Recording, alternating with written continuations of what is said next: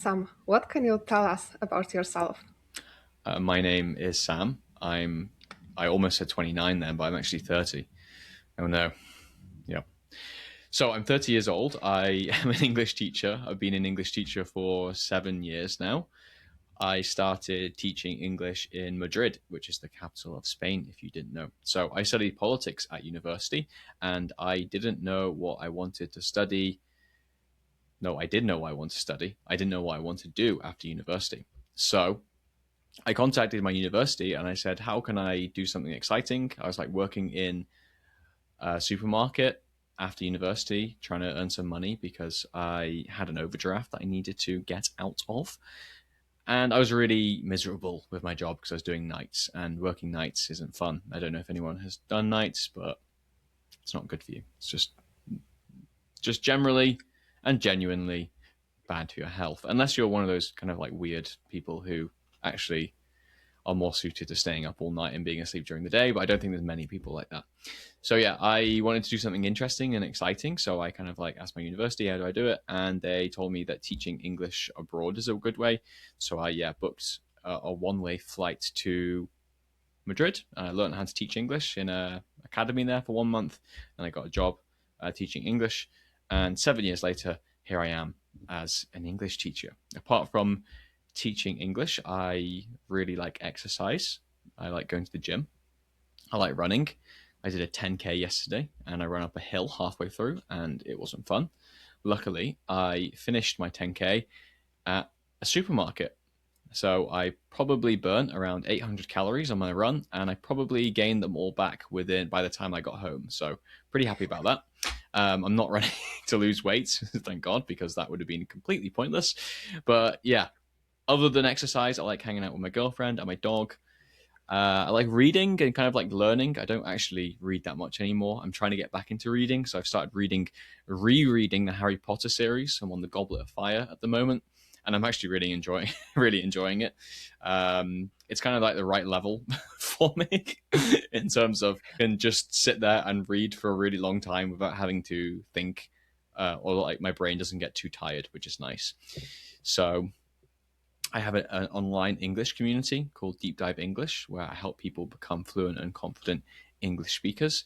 And that's how I met you, Anna. So, how did you first come into contact with me and my community? Uh, so yeah, I saw your video on YouTube, and at that point, I was in a place where I had been learning English for a couple of months then, and I felt that I started understand quite a lot from what I hear, but I couldn't make the step to start speaking. I really lacked confidence, and yeah, I felt really insecure and I felt really awkward when if I wanted to speak to myself. I felt really stupid. I tried to speak a little to my husband, but it also felt very uncomfortable. So I I was listening to your video, and you said that you have this community, and you said that it's a very safe space for people to practice and make mistakes, and not non-judgmental. And yeah, I just felt that it's a right place, a good place to start, a good place for me to really overcome my fear of speaking. So yeah, I joined.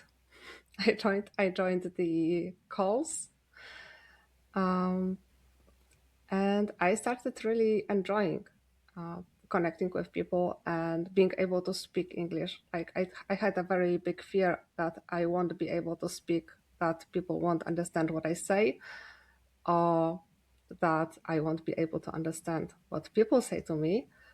And it turned out to be not true. It turned out that I am actually able to communicate. It may sound funny, but I spent like 8 years learning German as a main language at school, and I have never made it to a point where I could be able to communicate with anyone. Then I learned a very little of English, and I also couldn't speak. So I just thought that I am not capable of learning another language. And yes, it was my belief that I held for my entire life, basically, until I until I decided to change it or try to change it, really. So, can you speak any German now? Like, what level would you say you are? I think that I I think that I should be able to introduce myself. Okay. Like say my name. Probably I could say that Mm. my name is Anna. I think that I can say it in German. Um, but I guess that's it. And why did you start learning English? Because you don't use a lot of people start learning English as like people start learning English in school most of the time, especially if you live in Europe, like you do. Did you study much English in school? um, so my English at school, went to, is it called high school when you are like 16 maybe? Yeah, from in the United States they call it high school. In the UK we call it secondary school.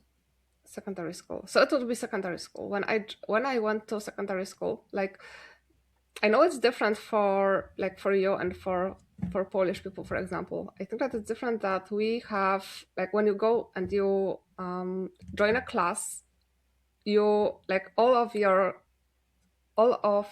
like studying um, takes place in the same group of people. So you go together to like Polish language class, maths, physics, like geography, For every like whatever it subject? is. For every subject, you go in the same group of people. Wow. So I wanted to join a class that was mainly focused on maths. Yeah, I wanted maths and geography, and it came with continuation of learning English, which I didn't learn before. Okay. So I had to join this class. I knew like when I applied to join this class, I knew that it will come with continuation of learning English. So what I could do was study grammar during the holiday before, because I Wow. knew this is Sounds what I so will fun. be examined. Yeah, I know that this is what I will be examined from when I start learning. So I learned grammar to quite a good level. I learned Hmm. all the tenses, conditionals, like everything. And I did quite well, actually. I had very good grades. I couldn't speak at all. And some of my classmates were quite angry to me. And I remember someone saying to the teacher that, how come she has good grades? How come she has like fives? We have this like number system. So I had like fives, fours, and fives from my exams and from my like tests. She can speak English. How can she have good grades? Like I can speak, and the guy, he wasn't good in grammar, so he had poor grades, unfortunately. Oh no. And he thought that it was very unfair that I have good grades, but I can't speak at all, and I don't even understand the language. But I was able to recognize the patterns on the tests. But we didn't do any speaking exercises. Yeah, when I look at it now, it seems very pointless, this kind of learning. But this is how it worked. So, I managed quite well with my grades. I managed very badly with my understanding and like all the practical skills. Yeah, that really highlights what's wrong with like second language education in terms of, or just education in general, where they teach you or they educate you in terms of just like passing a test and remembering things and really just testing your memory rather than actual practical skills. I don't know how, what are the practical skills in history. I don't know. But with language learning, it's really clear that you can just have a conversation with people, you can understand people, and you can express your opinions, ideas, your requests. You can ask questions. So I actually think it's really unfair that you got good grades and that person got bad grades. And I think it should be the other way around. Well, But I'm happy that this you is got good grades, Anna. thank you, Sam. This is what was expected. This is what they asked for at that point. Like, and I just wanted to get by basically. So yeah, I managed to get these good grades and to pass exams, but I wasn't able to speak. Then I had one attempt. I think after secondary school, I had one attempt to really speak to someone, and I failed completely. Yeah, and that was it basically until it was like 3 years ago. So you learned English in school a little bit there, but it didn't really prepare you for the real world speaking English. But why did you begin to take up English again as an adult? Like, what was the motivation? Because you don't work in English, do you? And most people relearn English as an adult because they kind of like get forced into it. Like, oh, I need to start speaking English at work. Mm, So that's when they kind of like reignite their learning. So, what motivated you? mm. Well, at some point, I just looked around and noticed that it seems that everyone else speaks English and until some level, maybe, or at some level, or it just felt like I'm missing out a lot and I'm falling behind other people. Like, yeah, English is very English is very present in our culture right now, and even in like Polish. Sometimes I can see like Polish signs. Recently, I saw a how was it called? There was a like playground, but for dogs. I don't know how you call it. It was like a fenced, a little fenced area in a park, and there were like different constructions for dogs to run over, to go through, like to Okay, yeah, sounds and fun. it was described in a Polish. It was described like fully in Polish, but there was the word agility popped in the middle of the Mm, Polish sentence. Like, here is, this playground, agility playground for dogs. amazing. And the word that was used there, even though we have this equivalent to it in the Polish, the person who decided to put this like information, what it is, this place, and all the rules of using this place, they decided to pop this word, English word, agility, in the middle of the Polish description, which was quite funny to me. Yeah, But that's weird. we don't have like, it's very common to see English words here and there, especially in shops, in a business, and all kind of places. English is very present, Mm. and I just felt at some point that I can recognize some of these words, obviously, but I don't know. I just don't like this feeling of being worse in some aspects than other people around me, especially if it felt like it was the default almost. Like, everyone speaks at least a little bit of English, Mm. and I didn't want to be this person who can't speak at all. And also, there is a lot of advantages of speaking English, like we mentioned, like movies, books, like all the series.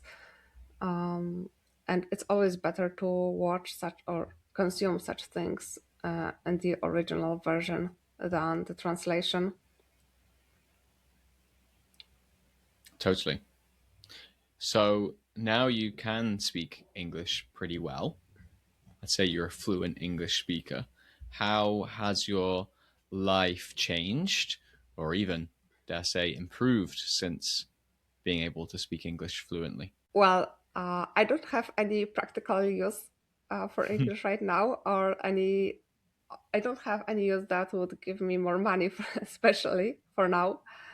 Um, I know that for many people it is the motivation that they can earn more money, make more money from speaking English. Maybe I will figure out a way to make it possible at some point.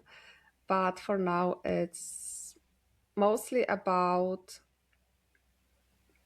connection with people and building connection and building, making friends and exploring other cultures. I have always been quite interested in other cultures and how people live in other places.